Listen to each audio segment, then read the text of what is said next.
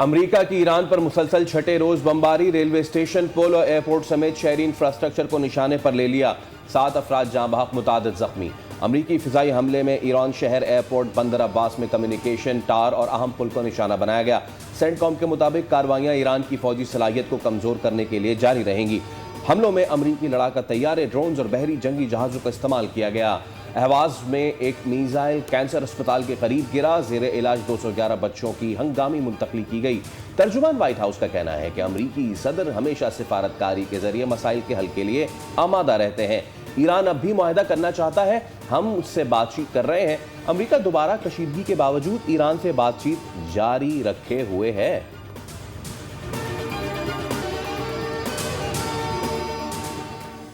ایرانی فوج کے مطابق جوابی کارروائی میں بحرین اور کویت میں امریکی اہداف پر ڈرون حملوں کا دعویٰ، MQ-9 ڈرون مار گرانے اور 7 امریکی فوجیوں کی ہلاکت کا بھی دعویٰ۔ ایرانی فوج نے کہا کہ بحرین کے سخیر فوجی اڈے پر موجود امریکی ہیلی کاپٹرز اور جاسوس طیاروں کو ڈرونز کے ذریعے نشانہ بنایا گیا ہے۔ کویت میں بھی ایرانی ڈرون حملوں کے دوران امریکی میزائل دفاعی نظام کی ایک بیٹری کو نشانہ بنایا گیا ہے۔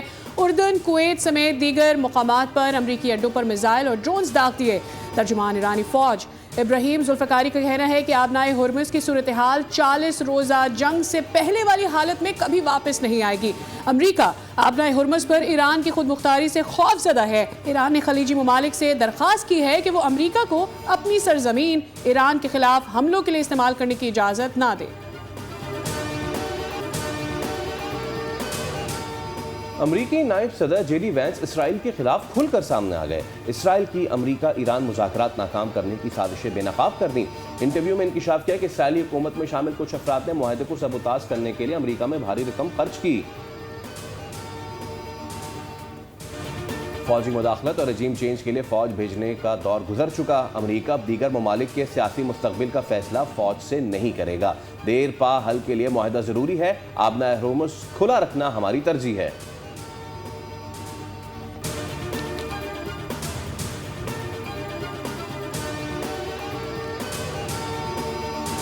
ایران اور امریکہ کے درمیان دوبارہ کشیدگی پر تشویش ہے۔ پاکستان مسائل کے حل کے لیے مذاکرات پر یقین رکھتا ہے۔ پاکستان نے فریقین کو تحمل کا مظاہرہ کرنے پر زور دیا ہے۔ ترجمان دفتر خارجہ طاہر حسین اندرابی کی نیوز بریفنگ۔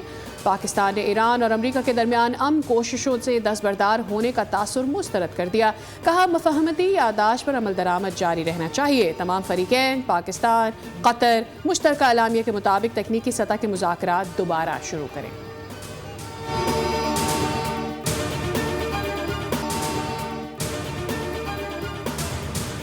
امریکہ نے ایران پر حملوں کی نئی لہر شروع کر دی۔ چابہار، بوشہر، بندر عباس اور قشیم جزیرے پر دھماکے۔ امریکی سینٹ کام کے مطابق ایران کے فوجی اہداف کو کمزور بنانے کے لیے حملے کیے جا رہے ہیں۔ ایرانی وزارت صحت کے مطابق گزشتہ روز امریکی حملوں میں 7 ایرانی فوجیوں سمیت 35 شہری شہید اور 300 سے زائد زخمی ہو گئے۔ امریکی سینٹ کام کے مطابق امریکی لڑاکا طیاروں، ڈرونز، بحری جنگی جہازوں نے ایرانی اہداف پر حملے کیے۔ اہواز میں ایک میزائل کینسر اسپتال کے قریب گرا، زیر علاج 211 بچوں کی ہنگامی منتقلی کی گئی۔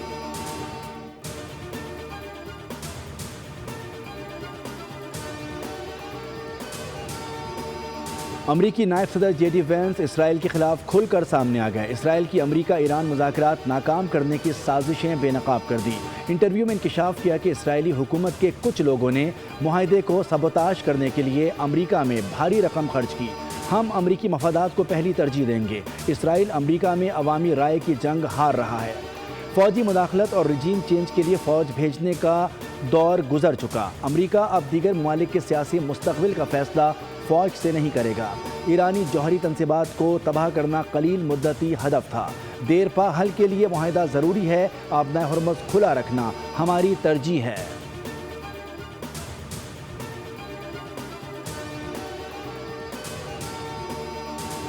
ایران کا امریکی جارحیت کا بھرپور اور منہ توڑ جواب۔ اردن، کویت سمیت دیگر مقامات پر امریکی اڈوں پر میزائل اور ڈرونز داغ دیے۔ MQ-9 ڈرون مار گرانے اور 7 امریکی فوجیوں کی ہلاکت کا بھی دعویٰ۔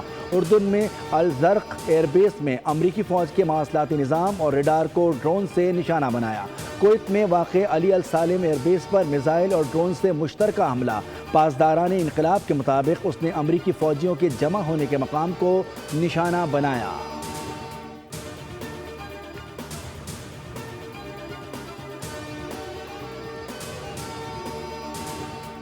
ایران کی امریکہ کو جوابی حملے کی سخت دھمکی۔ ایرانی خاتم الانبیاء ہیڈ کوارٹرز کے ترجمان ابراہیم ذوالفقاری نے ویڈیو پیغام میں کہا کہ اگر امریکہ نے بنیادی ڈھانچے کو نشانہ بنایا تو ایران بھی امریکہ اور خطے میں اس کے اتحادیوں کے تیل کے ذخائر اور اہم تنصیبات کو نشانہ بنائے گا۔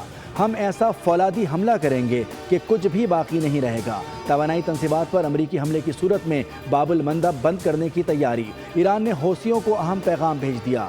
خبر ایجنسی ارنا کے مطابق بجلی گھروں پر حملہ ہوا تو ایران کی جانب سے باب المندب بند کر دیا جائے گا۔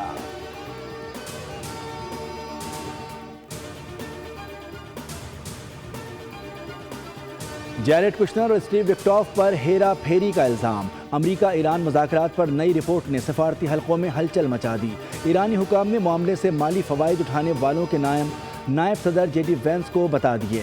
امریکی ویب سائٹ کے مطابق مذاکراتی معلومات اسرائیل تک پہنچنے پر ایرانی حکام نے اعتراضات اٹھائے۔ رپورٹ میں دعویٰ کیا گیا کہ وکٹوف اور کشنر اسرائیلی وزیر اعظم اور موساد قیادت سے مسلسل رابطے میں رہے۔ وائٹ ہاؤس نے ان الزامات کو مسترد کر دیا ہے۔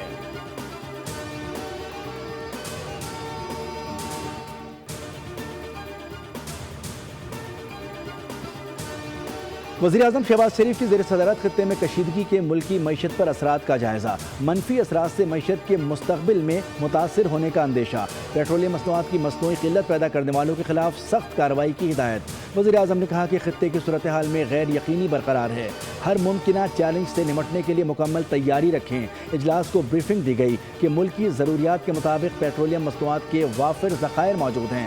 وزیراعظم نے پیٹرولیم مصنوعات اور توانائی بچت کی قومی مہم میں عوام کے بھرپور تعاون کو سراہا۔ یہ بھی کہا کہ سادگی اور کفایت شعاری مہم میں عوام نے بھرپور کردار ادا کیا، جس پر تہہ دل سے مشکور ہیں۔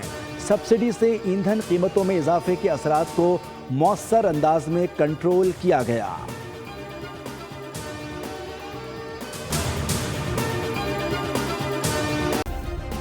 سبسکرائب کریں اور بیل دبائیں تاکہ کوئی خبر رہ نہ جائے۔